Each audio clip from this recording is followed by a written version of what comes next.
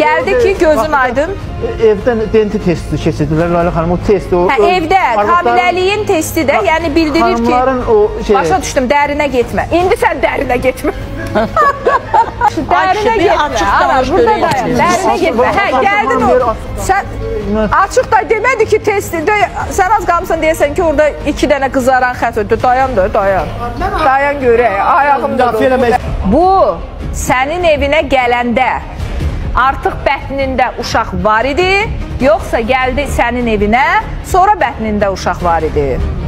Mənim evimə gələndə mən o qədər də bilmirdim ki, mən bundan əlaqəyə girməmişəm. Sadəcə o dediyin, o açıqlayım, o deməsəm, o aydınlıq gətirməyəcək onu. Sən məni öldürdün, veriliş 1 saatdır başlayıb. Açıqlamaq istəyirsən, açıqlayıb. O dediyiniz şey var, siz bilirsiniz, xanımlar bilir. Bildik, hə, dərinə getmə. Onu gətdi. Hamiləlik testi. Hə, test. O testi gətdi. Dedi gözün aydın, atı olacaqsan. Mən də gözüm 4 oldu. Amma nətər, nə ilə oldu? Hava ilə mı, su ilə mi oldu? Hər bir televiziya rəhbəri anlamalıdır ki, efirdə səslənən hər bir söz, hər jest, hər ifadə uşaqların, gənclərin, ailələrin evinə daxil olur. Efir küçə deyil, bazar deyil. Orada xalqın qarşısına çıxan hər kəs ilk növbədə mədəniyyət daşıyıcısı olmalıdır.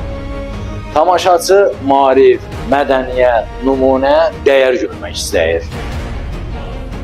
Əgər efir bu prinsiplərdən uzaq düşürsə, o zaman o efir bu xalqın efiri deyil. Azərbaycan tamaşaçısı səviyyəsiz söz eşitmək üçün televiziya açmır. Unutmayaq, efir mədəniyyətdir.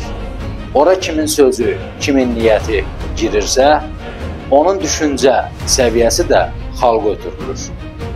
Ona görə də bu cür səviyyəsiz səhnələrə cəmiyyətin gözündə medianın etibarını sarsıdan belə biabırçı təqdimatlara artıq son qoyulmalıdır. Xalqımızın dəyərləri, ailə anlayışımız efirdə zarafat mövzusu deyil. Efir məsuliyyətdir, efir mədəniyyətdir, efir millətin aynasıdır.